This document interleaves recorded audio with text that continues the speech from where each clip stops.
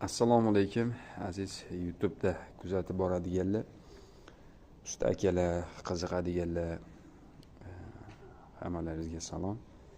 Yana bir ishimizni reklama qilmoqchimiz sizlarga. Xo'p, bu Chechen fasonidagi yana bir darvozamiz.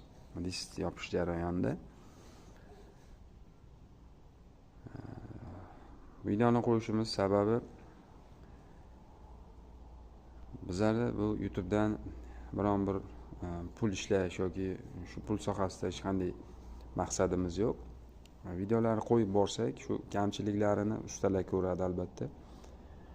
Shu aytib boradi ustalar deb qo'yamizda, akalar qayeridir o'zgartirish kerak bo'lsa, iltimos aytinglar.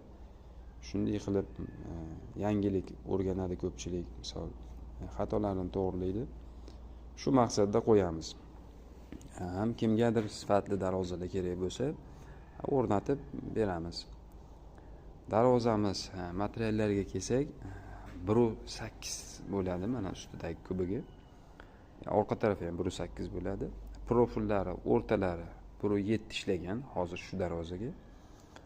Chasvak taraflariga 2 lik profil ishlagan. Tevaraklari shivildir bo'lgan.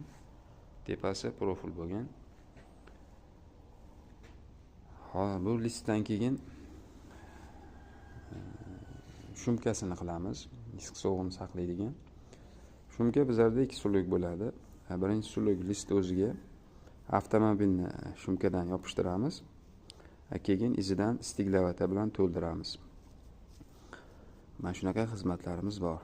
Keyin odamlarimiz deyman shu injiq bo'lib borapti-da, ko'pchiligi injiq bo'lyapti. Klientlarimiz bu yaxshiligi albatta. Lazerda ishlamasak bo'lmayapti. Shu mayda detallarga ham olib borgandan keyin e'tibor berishadi albatta. Shu maydalarni ham ko'zdan kechiramiz. Sifat muhim. Hamalaringizga rahmat. Sog' bo'lasizlar.